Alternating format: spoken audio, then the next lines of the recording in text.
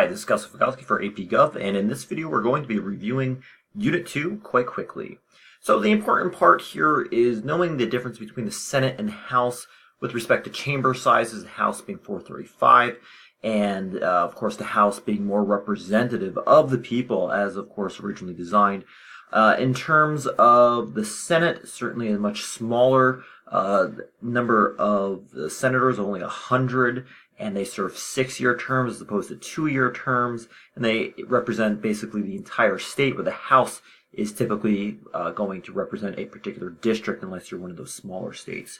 Knowing the exclusive powers, of course, the House has the power of the purse with respect to the introduction of any tax bill. They also have the sole power of impeachment, whereas the Senate is going to hold the trial and have the ability to confirm justices, of course, appointments, and of course having a greater role in foreign affairs as well as in the judiciary. Now there are some overlapping powers that you expect them to have, such as declaring war, passing the budget, raising revenue.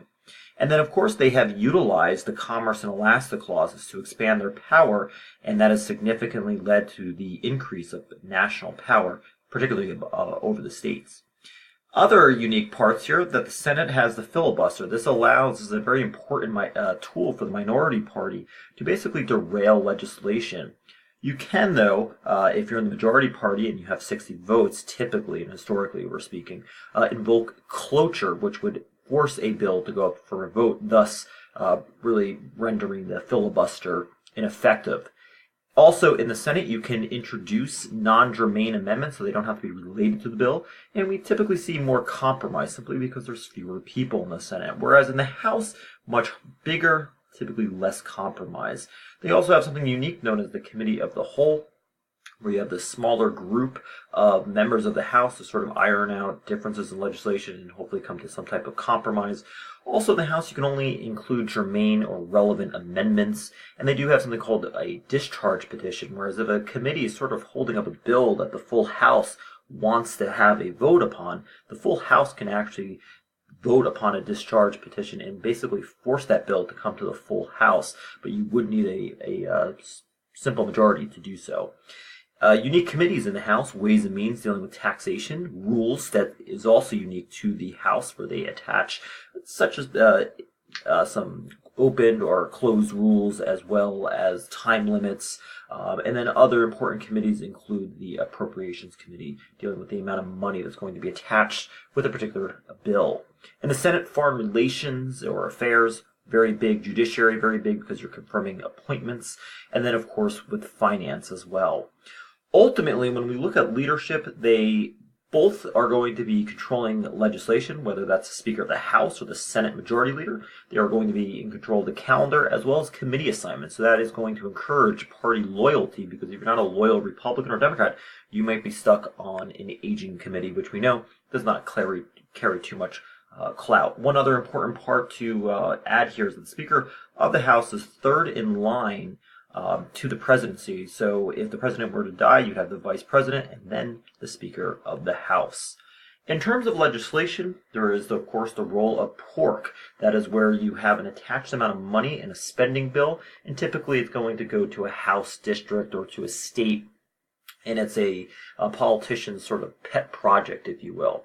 And sometimes in order to get support for one's pork, you say, hey, I'll support your pork in Nevada and you support my pork in, let's say, Maine. So you scratch my back, I scratch your back. That's, of course, known as log rolling. Now, when it comes to legislation and spending, you have mandatory spending, which are dealing with entitlement programs like Medicare and Social Security. So the government has to allocate money for this. It does not have a choice to.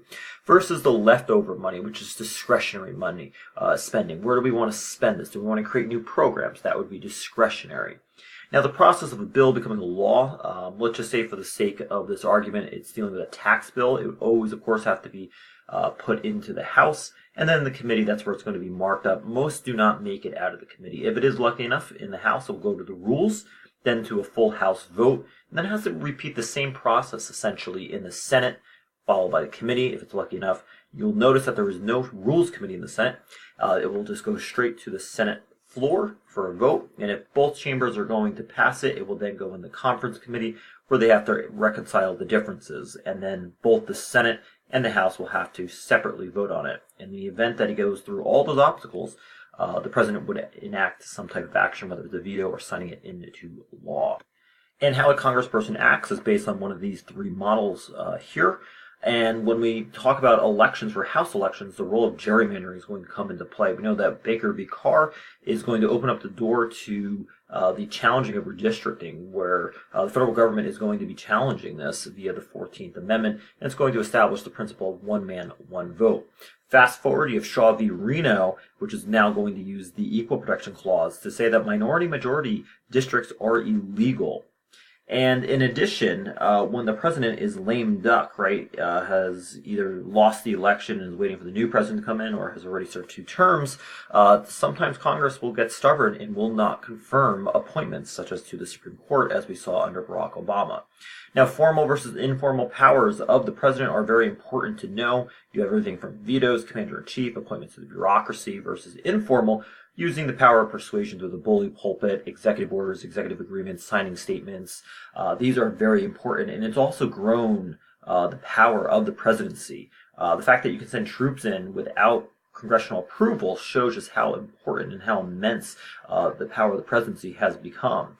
In addition, the president has significantly utilized executive orders to sort of bypass Congress, especially when Congress might be a little stubborn. Now, with the presidency, Federal 70 is very important. It's going to establish a single executive with great energy and accountability. And that was one of the big things being argued in 70, because what happens if you had 5 people? It would be hard to hold one person accountable. And amendments pertaining to the president, of course, the lame duck president, the 20th, the 22nd Amendment dealing with 2 terms, and then the 25th Amendment dealing with the presidential succession. And one other unique aspect of the presidency is that the president has to conduct a State of the Union as part of Article 2 to inform Congress from time to time. And this is a great opportunity to utilize the bully pulpit.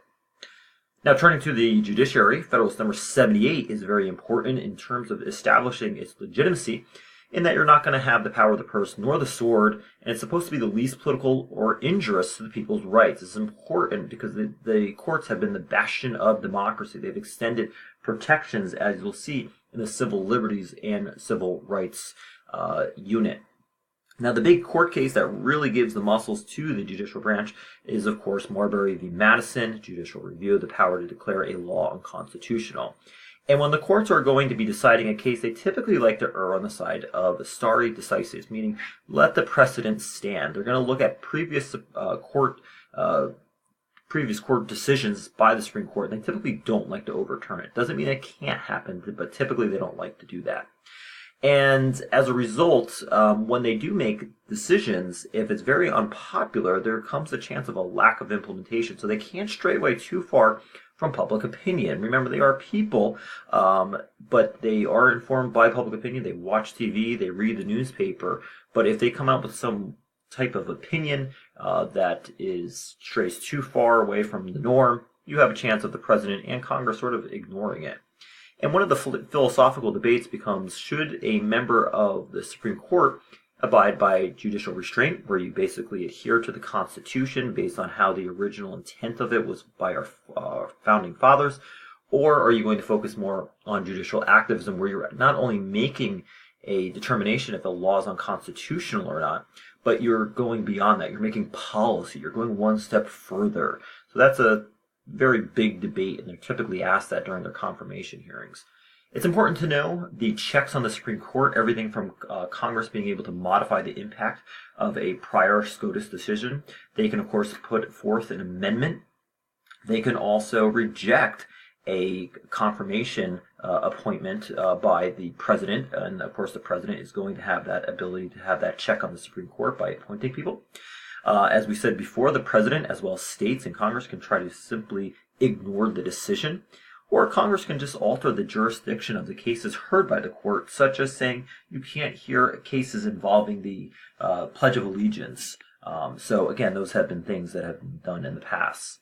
And then the final part here is dealing with the bureaucracy. We have everything from the 15 cabinets, who are the advisors to the president. We have the independent regulatory agencies that regulate a particular sector of the economy. Think the Environmental Protection Agency or the Securities and Exchange Commission.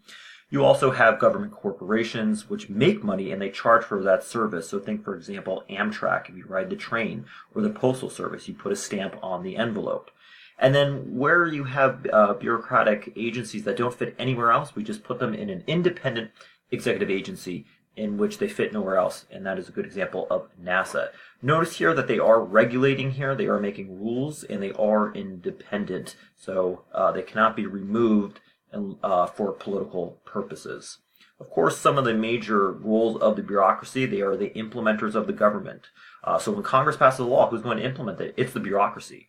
They will write fines, they enforce the regulations, they sometimes will even make regulations, they'll make rules.